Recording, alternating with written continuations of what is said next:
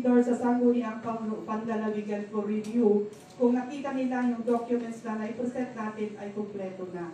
Sila po yung mag-endorse. Hindi po tayo magsasabit sa lingayin, kundi ang HLURB ang magsasabit sa lingayin. At the same time, sila na rin po ang magpa-follow up ng certification sa DAR at saka sa DA. Pag-reclassification, so medyo mahirap at matagal na proseso po.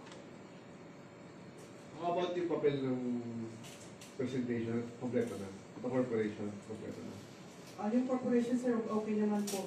But as to the documents presented for the reclass, sir, hindi ko pa po na-check kasi I not mistaken kahapon na po. Ilang bang gano'n?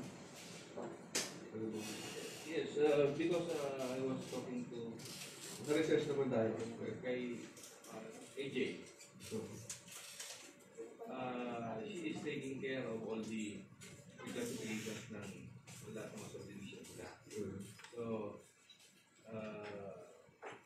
I just instructed her to coordinate kung ano yung mga kailangan para i-submit na lang.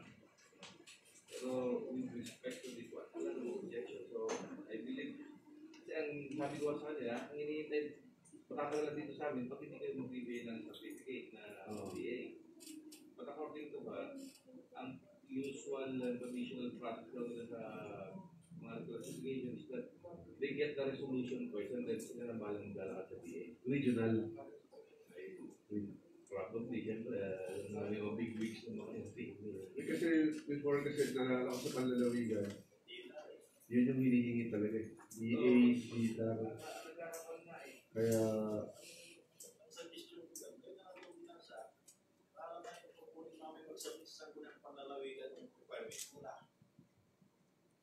Pero you have to take undertaking na sila sa sila na magsasabit sa nila yung practice.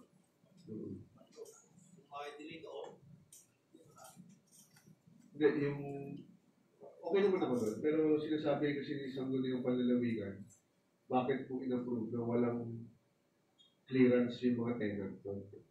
Yun kasi yung marami nakakasuhan doon eh, yung may tenant doon, tapos parang binaypass natin yung proseso nila. Yun yung ano ko, yun yung concern ko lang. Kasi last time nagre-reclassify tayo, marami tayo nare-reclassify dito eh. Yun yung dalawang hinihingi ni panlalawigan lagi. Meron ka na bang clearance? Kung wala pa, ibabalik rin niya sa city level. But I don't know, depends on what you talked about during the public hearing. And what is the decision of the body? Kung anong tingin ninyo.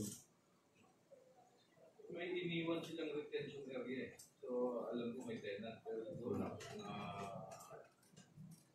tayo sila sila. Ang alam kong nagkakagulo lang sila doon yung commission. Kaya pinamit pa sila mga payments yun eh. Kasi inalis na nila eh. Basta yung nangyayari, nagkakagulo. Commission na nagkakagulo sa doon. Ano ba yun? Hindi malalas, pero kasi nila-classify eh. Pwede ba yan yung motion na i-approve na pangalan sila mo? Hindi po, sir. Pwede naman po i-approve na yung ordinance nila based sa recommendation ng chairman. Pero before we will submit the documents sa HLURB Baguio, dapat kumpleto na. Yes, sir. Sa level pa lang natin kumpleto na kasi yung isasubmit po natin sa HLURB, yun po yung magiging basis ng endorsement naman nila sa concerned national agencies for the necessary certifications. Bago i-submit doon. Conditional lang. Yes, sir. Conditional Wala lang. lang. Pakumpay na lang dito yung one. Actually, sir, nag-usap na kami ni Miss AJ at binigay ko naman na po yung mga listahan kailangan i-submit. Hindi ko lang pa po na isa-isa You lahat. can do a... May sila na po sila na. Conditional approval. Oh?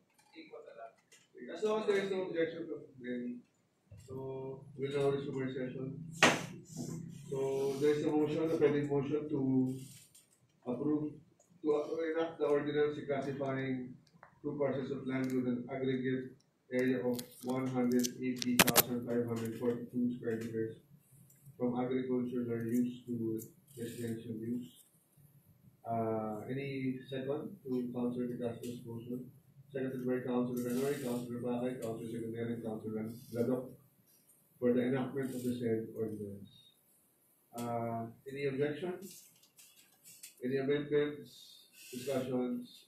So we will approve conditionally, attorney? Yes, only the reclassification. Yes, so we will, since there is no objection, we will enact the said ordinance, provided that,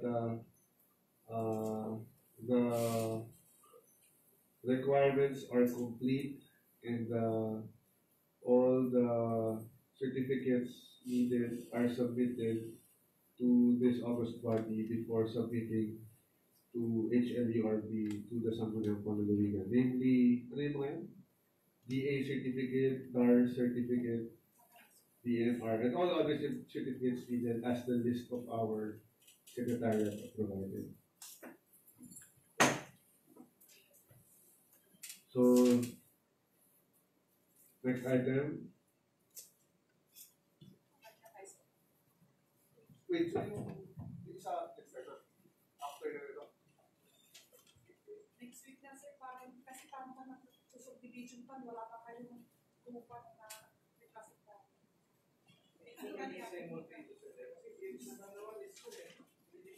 ko talaga, actually hindi ko talaga.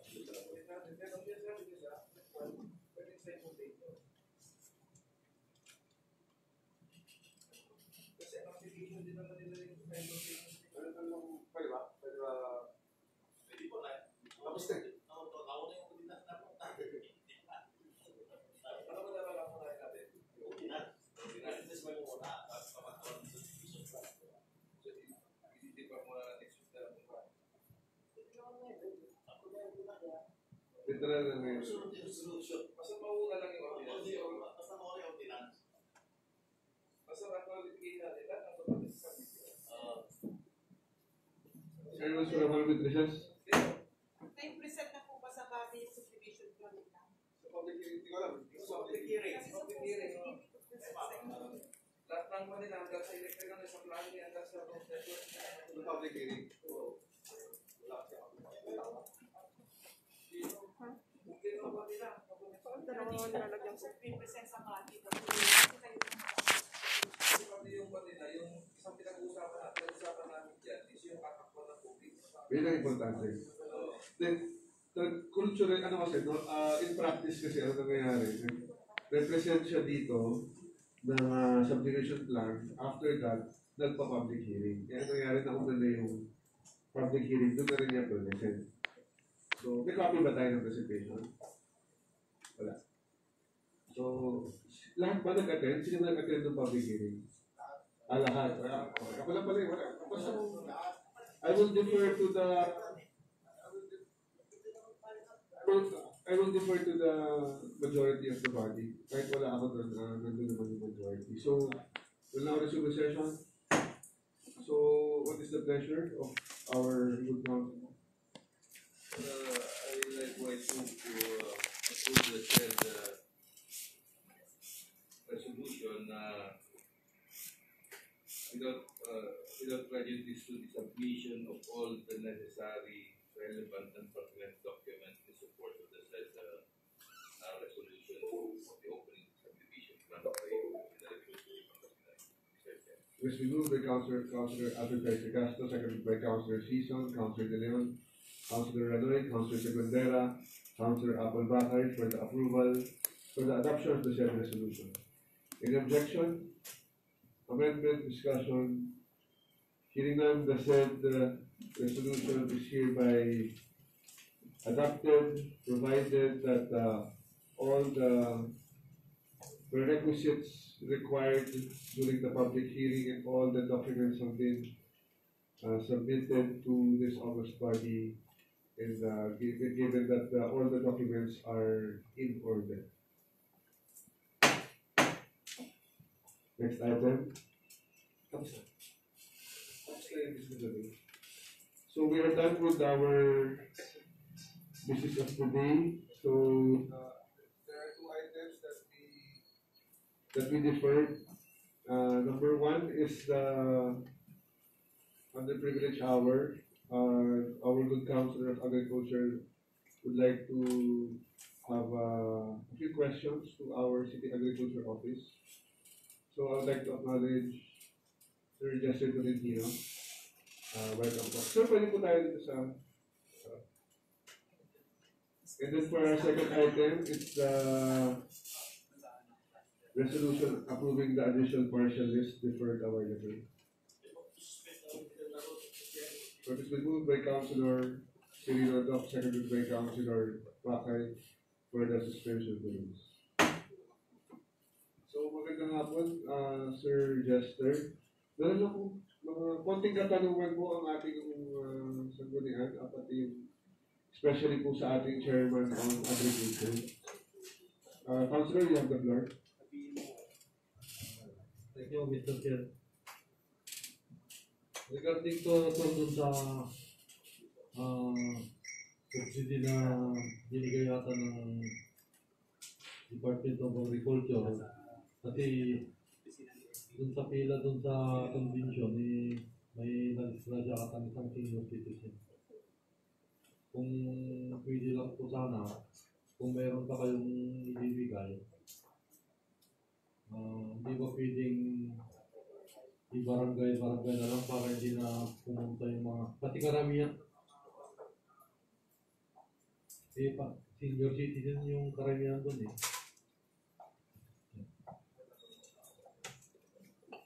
Magandang hapon po sa ating lahat. Pasensya na po at wala po yung ating city agriculturist. Ako po yung atasan ngayon. So, yung hiling po ng ating routine councilor regarding po sa senior citizen. Actually, meron po tayong isang casualty nung sa pila. Matanda siya kaya lang meron siyang sakit talaga. So, sabi naman ni Kapitan, malakas siya. Pero medyo mahaba po yung pila kasi. So, hindi na siya umabot sa pila ng lahat. Yun po yung ano. So, in short, hindi po siya, sabi po ng report na DOA ng sa gumawa po kami ng sa request na kung po pwede mga senior citizen. Tinanong na po rin po namin sa land bank kasi ang land bank po ang may hawak ng pera, hindi po tayo. Hindi po ang agriculture office, hindi po ang LGU. Na kung pwedeng ibarangay. So, hindi naman po na-grant yung request na yun. Ang sabi na lang po ganito po, gumawa po kami ng pamamaraan na yung mga hindi po senior citizen, yung mga senior citizen, i-authorize na lang po yung mga family members nila na sila na po yung pupunta sa bayan. So, kasala po yun kami ngayon distribute ulit ang mga remaining na barangay tulad ng barangay Kulanay at Polo. Kasi sila po yung na-lockdown. So, sila po yung last na barangay na lang po natin.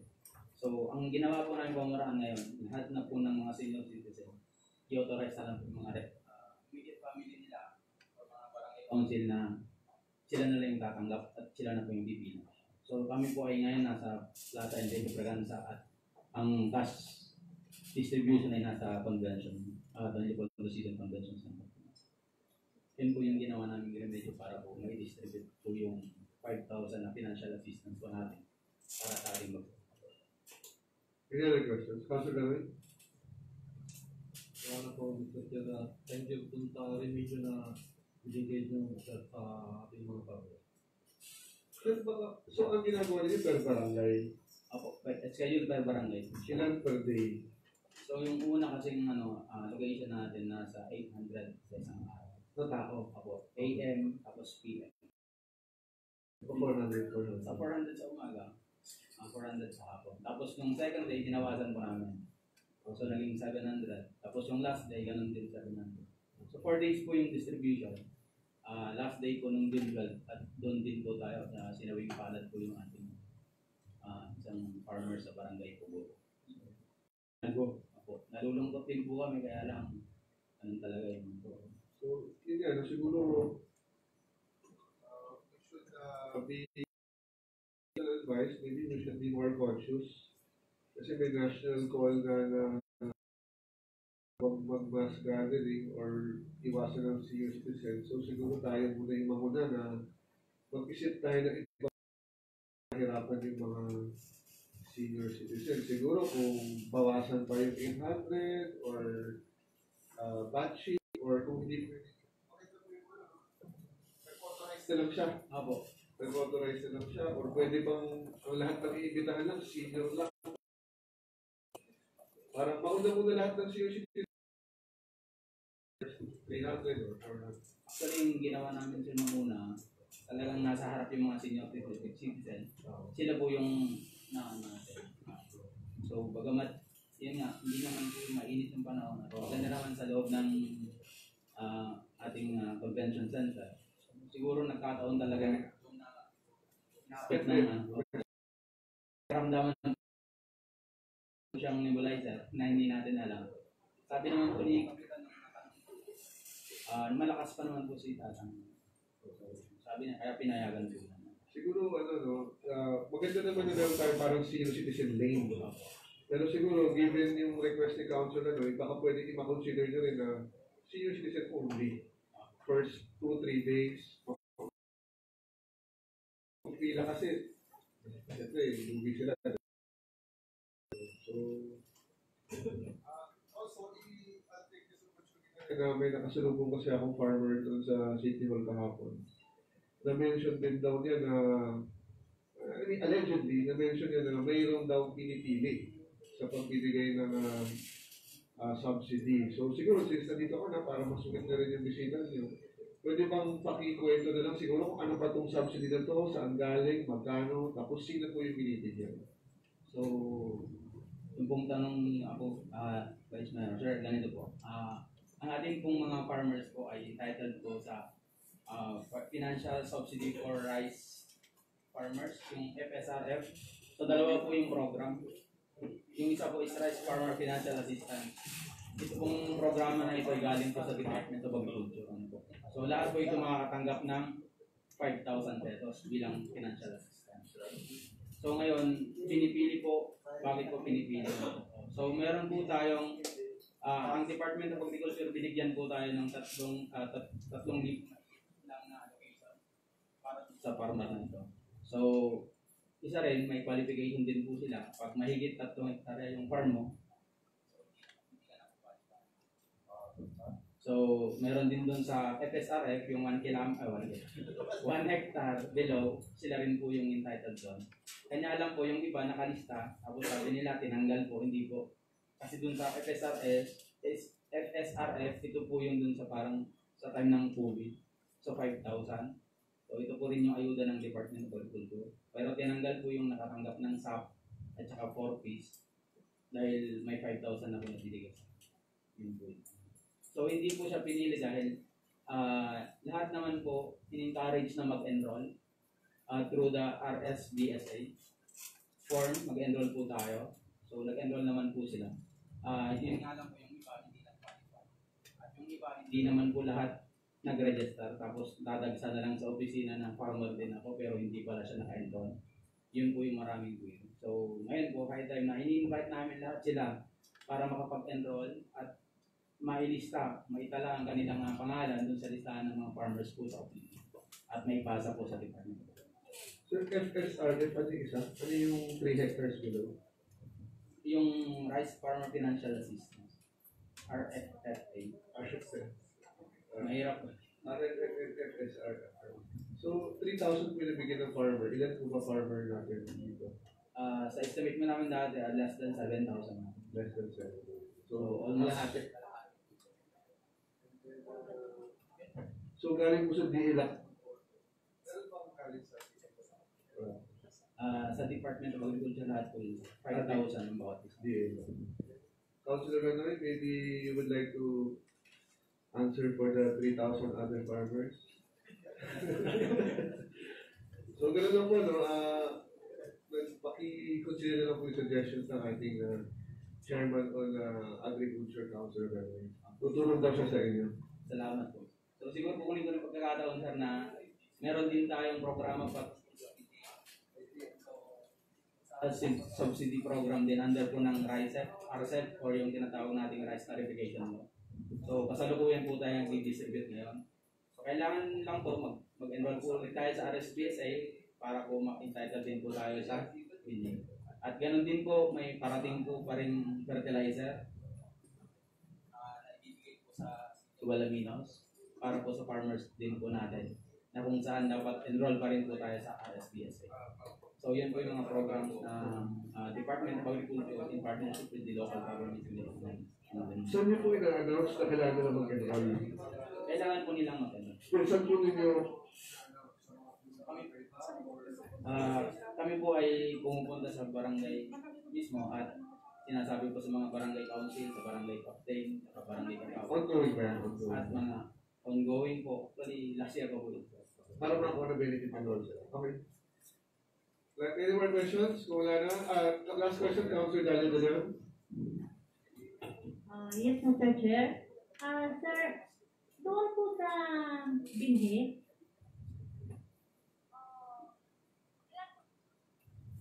ilan po ang talo mo bago ka bigit? May limit po actually po sa, kasi dalawa po yung nagbibigay ng bili natin. Yun po sa fill rice.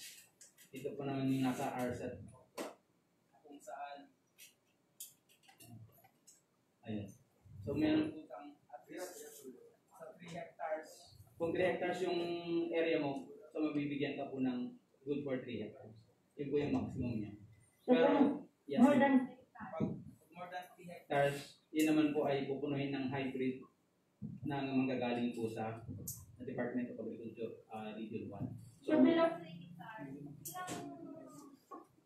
ilang kilo na per hectare po ba? Per hectare po, ang bini po na bibigay natin per hectare, kung susundin po natin yung technology, 40 kilos pag inbred seeds, 40 kilos per hectare.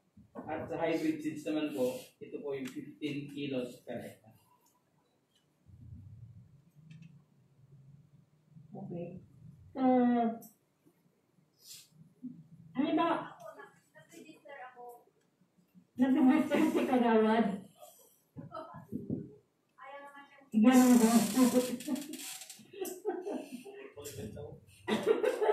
100 hectares daw hindi kasama. Taon-taon naman nabibigyan sa iyo. So, ngayon, siguro, kasi dinadaan po natin sa mga farmer association na kung saan sila yung nag-allocate yung mga sa mga kasama natin. So, si farmer association, bibigyan natin ng pagkakataon samahan nila. Kasi association-based po tayo, ano po. So, sila po yung recipient doon na sa lahat po ng association, sila po yung mabibigyan na kung saan ipa-prioritize po nila yung mga kasama nila. Mga kasama po natin na nangangailangan ng so kasi kung individual naman po napupunta ng office, medyo kung marami po yung 1,000 lang, so medyo mahirap po ano po. So, ang strategy po namin, allocated by batch kung ano yung dumating na binig, i-divide po namin yan sa by barangay, tapos endorse sa associations, farmers associations, at noted ng ating mga punong barangays para po sa kaalaman nila. So, scheduling po kung sino po yung naunang nailista nila, sila po yung makakatanggap at sunod-sunod po lahat para magiging. Okay, ibig sabihin, Okay, thank you very much.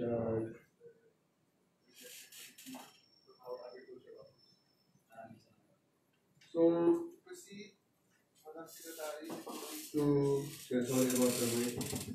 We proceed to our last item, and we read the item, and read our guest, invite our guest up front.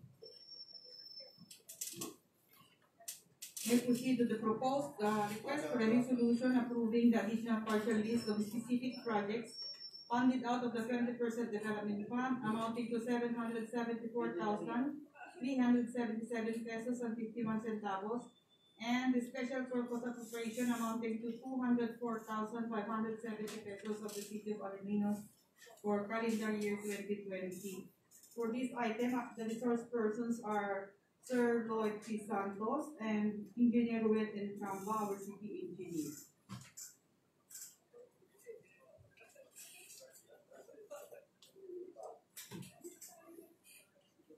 Magandang hapon po, engineer.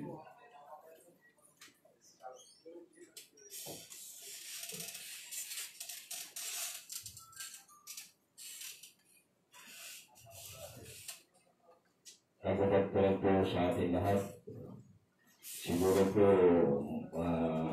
may susunod na araw ay masaya po tayo kasi matatanggap na natin yung tinatawag na PBB.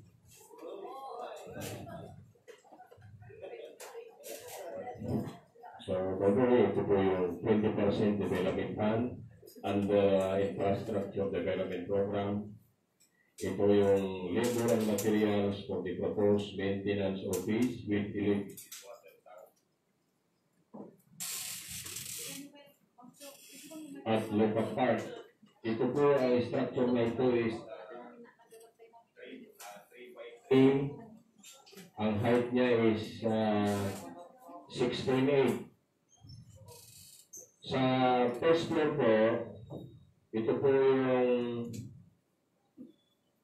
opisina po ng mga maintenance 3 by 3. Ang tangke po na concrete tank is 3 by 3 by 2. So, ang maiipon na tubig nito is around 18 cubic per water. So, pag i-convert natin po ito sa liter, 1,000 liter is equal to 1 cubic meter. So, makakaipon tayo ito ng 18,000 liters para sa mga halaman na dipilig natin doon.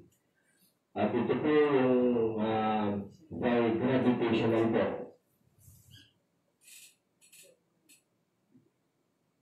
Number 2 is the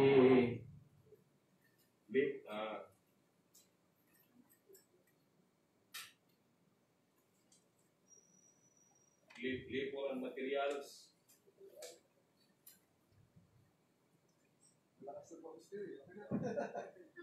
Number 2 is the labor and materials for the installation of this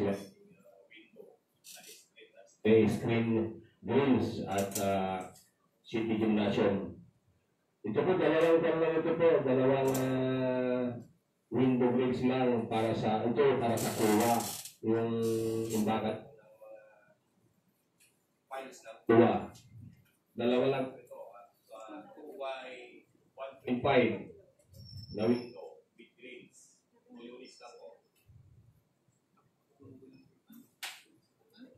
Number 2 is the special purpose appropriation fund. I think this is kung hindi ako nagkakamali, amounting to 204,507. That is around less than a million, 947.51. Thank you po. Any questions from the body? Sir, ito bang sa lookup lahat din galing sa loan yan, di ba? Yung ito pong ginagawa sa lookup, galing ba sa loan yan? Yung sa ating pananaw sir, ito. okay. Any questions from the body? Regarding our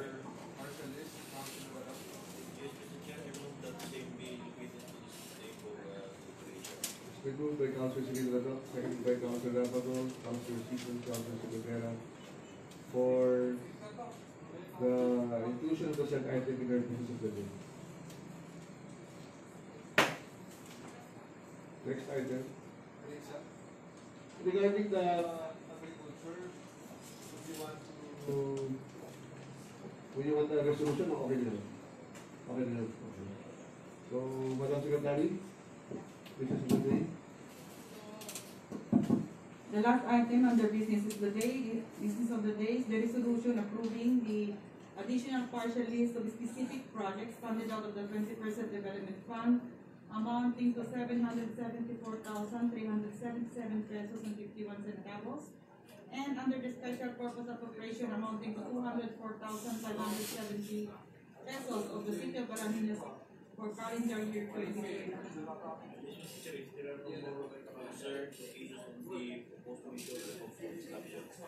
No, I'm just, this is not an objection, but just a reminder to our Secretariat regarding the previous agreement of the body that all documents that are financial in nature, hopefully should bear the signature of our city mayor. So for the past maraming times na kasi na doon po sa ating partial list, nakasign si Ma'am Galeado, and we agreed last time, and I also spoke with the city mayor himself that regarding financial matters, it will be signed by the city mayor.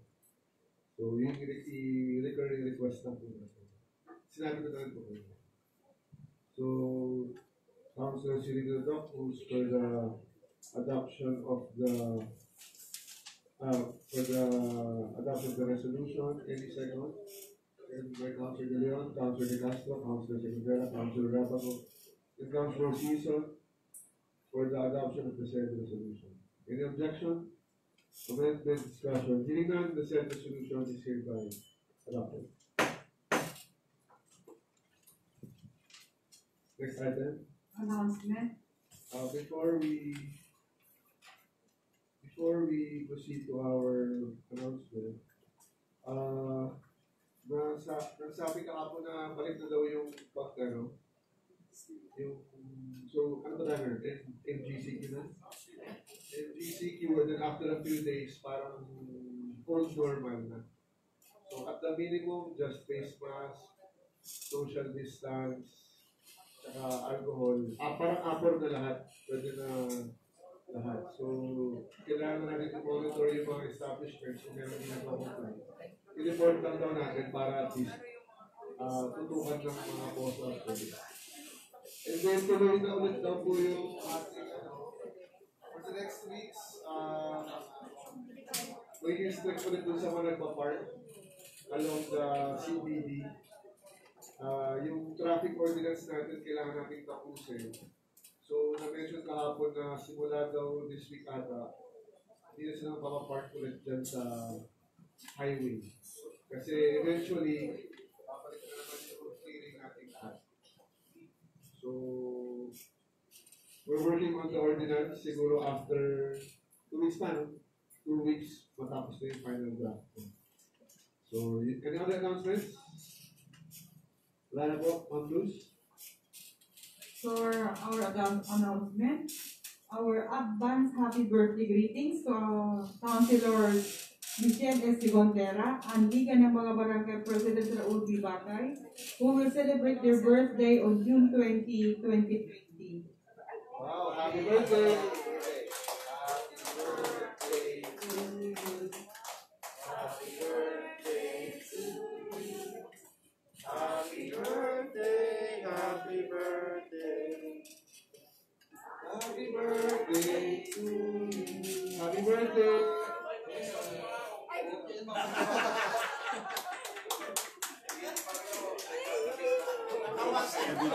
Happy birthday, Councilor. Happy birthday.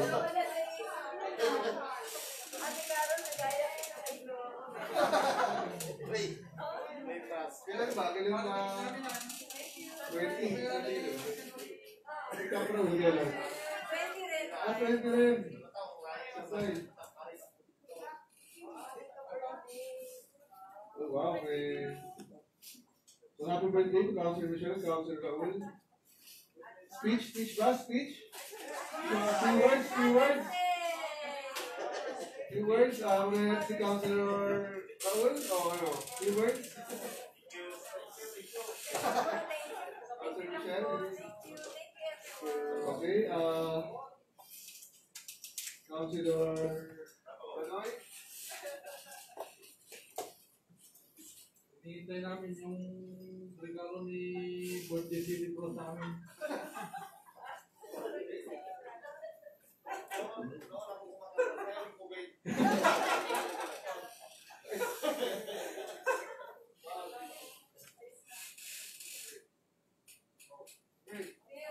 Councilor Rapago? Is there no more others? It's been moved by Councilor Bernard Rapago, second by Councilor Leon, for the adjournment of the day's regular session. Now, all this time na pumunta regular session for the month of June